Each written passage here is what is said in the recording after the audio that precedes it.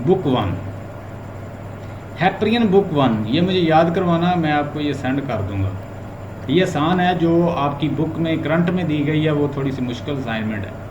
Saturn despondency after the defeat. अब हुआ क्या है कि सैटर्न मैंने बताया कि मेन गॉड है, किन का है। आप में से कोई मुझे थोड़ी सी अपने लफ्ज़ों में किसी को समझ आई है तो वो मुझे बता दें, फिर मैं, क्योंकि ये स्टोरी समझ आएगी तो आगे ये समझ आनी है, बुक नहीं तो समझ नहीं आती। किसी को समझ आई है तो मैं बताऊं, खोजिए, आप बता दें अपने लफ्ज़ों में कि कैसे ये लड़ाई जो हुई थी, हाइपेरियन क्या है हुआ ये था, क्योंकि सन ऑफ आपने तो गॉड लाइन है। टू लाइन टेक्स्ट सारी पढ़ी हुई है ये मुझसे। जी, जब इस वर्ल्ड के ऊपर क्योस था, कोई भी चीज नहीं थी, तो तब टाइटन्स जो है ना ये हुक्मरान थे इस दुनिया के, इस क्योस में यही हुक्मरान थे। तो फिर क्या हुआ कि इनकी जो लड़ाई है ना वो दो ग्रोहों के दरमियान लड़ाई हुई है।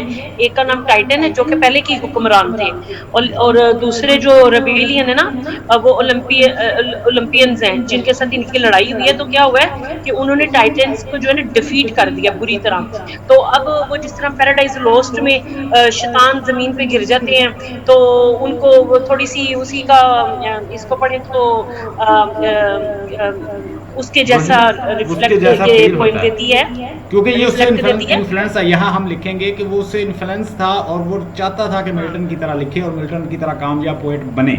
और उसने हेलेनिज्म को बड़ा स्टडी किया था, ग्रीक फिलॉसफी को, ग्रीक मिथोलॉजीज को स्टडी किया, लेकिन वो उसकी तरह लिख नहीं सका। आगे तो ये वो जो है टाइटन जो है क्या बताने लगी थी जी।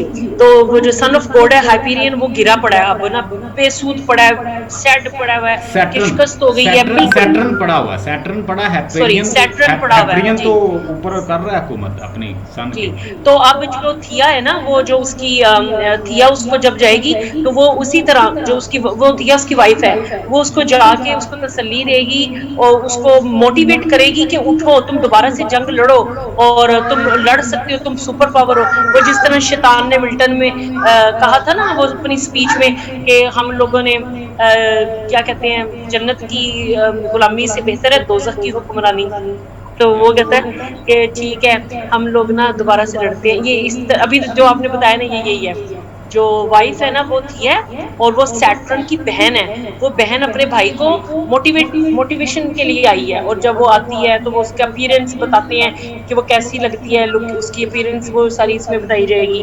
और जो ओलंपियंस है ना वो जीत चुके हैं, और उनका वो जो जॉब, लीडर है वो जॉब है। ये जुपिटर, जुपिटर भी कहते हैं उसको। Okay, I think you got the idea. अब हम इसको पढ़ते हैं, आपको समझ आ गई होगी। एक अपने माइंड में रखने हैं टाइटन्स, ठीक है, और दूसरी साइड पे ओलंपियंस। ये इसको ना पढ़ते रहें तो ये याद रहती है, टाइटन और ओलंपियन। और ये जो है इनमें मेड जो है इनका सैटर्न है, और दूसरी साइड पे है जोब। इन दोनों की लड़ाई हुई है, दोनों लीडर हैं, और ये बुरी तरह हारा है।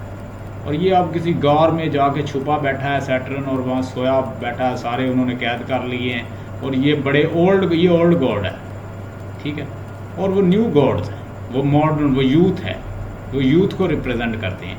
और यहाँ पे एक आएगा जो इन्हीं का टाइटन का सपोर्टर होगा, वो कहेगा कि फर्स्ट, कहता है कि beauty first in beauty first in might, यानी ताकत में जो ब्यूटी में पावरफुल है वही किस में पावरफुल है, वो ब्यूटी में पावरफुल है।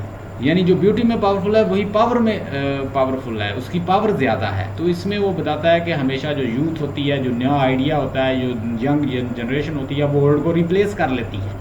लेकिन पैराडाइज लॉस्ट में तो वो रेबिलियस जो हैं वो उठे थे, लेकिन वो गॉड को तो रिप्लेस नहीं कर सके। तो लेकिन यहाँ पे गॉड जो है, पुराने गॉड जो है वो रिप्लेस्ड हो गए हैं ओलंपियन से। ये तो एक जैसे मिथोलॉजी है ना, ये कौन सी असल है? ये हाँ सर ये भी कह सकते हैं कि उनके ही बच्चों ने उनको डिफीट कर दिया है, रेबल निकल आए हैं बच्चे, ये रेबल हो गए हैं। A summary of the book, book one, Saturn despondency after his defeat. Defeat के बाद जो उसकी मायूसी है वो यहाँ पे दिखाई गई है सैटर्न की। The titans were defeated by the Olympians in the war. Titan क्या हुआ है, टाइटन को बुरी तरह डिफीट किया Olympians in war which had started when the Olympians rebelled against the authority of the Titans, who had been ruling the universe ever since their conquest of the chaos and the darkness। यानी ये जो पूरी universe थी ये बिल्कुल chaos की हालत में पड़ी थी, और उस वक्त पहले रूलर जो थे वो क्या थे, इनका नाम था टाइटन्स, और ये पूरा एक ग्रुप था ये जो हुकूमत करता था। फिर इन्हीं के अंदर से कुछ उठते हैं और वो इन्हीं को मात दे देते हैं। सैटर्न वाज, क्योंकि वो बड़े ब्यूटीफुल थे, वो बड़े रिफाइंड थे, वो नया आइडिया लेकर आए थे, वो नई तरीके से जंग लड़े थे, तो वो इनसे जीत गए। असल में वो ये कह रहा है। Saturn was the chief of the Titans whereas Jupiter was the supreme leader of Olympian. एक साइड पे ओलंपियन का लीडर कौन है? ओलंपियन का जुपिटर है, जिसको जॉब भी कहते हैं। इसको क्या कहते हैं? जॉब या जुपिटर कह रहे। दूसरी साइड पे टाइटन का जो लीडर है मेन, उसका नाम क्या है? बताएगा कोई? Saturn. Saturn not Saturn, Saturn और है, वो मिल्टन का है। ग्रे हेयर्ड सैटर्न, ये पुराना, ग्रे हेयर्ड का मतलब होता है बूढ़ा। After his defeat taken shelter in a remote shady place of valleys where he now sat quiet as a stone. अब ये एक पत्थर बन के एक शैडी एरिया में एक वैली के अंदर पड़ा हुआ है और बिल्कुल मदहोश और स्टूपिफिकेशन और इंसेन हालत में वहाँ पड़ा है। इसे पता ही नहीं है कौन आ रहा है कौन जा रहा है, और उसके साथी कैसे कैप्चर कर लिए गए हैं, उनको प्रिजन कर लिया गया, किस तरह वो बेचारे जी रहे हैं, ये आराम से पड़ा हुआ है वहाँ पे। Perfect silence prevailed around him, और यही सोचता रहता है कि क्या इतनी बड़ी पावर जो मेरे पास यूनिवर्स की पावर थी, और सैटर्न सारा दिन यही सोचता रहा ये क्या हुआ। देखिए ना, एक बंदा हार जाता है तो हारने के बाद ये होता है कि बंदा और मेहनत करे और वो उसे जीते, लेकिन वो बिल्कुल हारा हुआ है। He was feeling absolutely restless, वो बिल्कुल रेस्टलेस फील करता है। अरे एंड हिज राइट हैंड ले, आगे कहता है कि nevertheless on the ground looking like the hand of the dead body there was no longer the divine authority in his hand। अब उसके हाथ में ना तो पावर है, ना तो वो इस अब यूनिवर्स को कंट्रोल कर सकता है। वो नई पावर आ गई ओलंपियन की, जिसको जॉब कहते हैं, वो बन गया लीडर।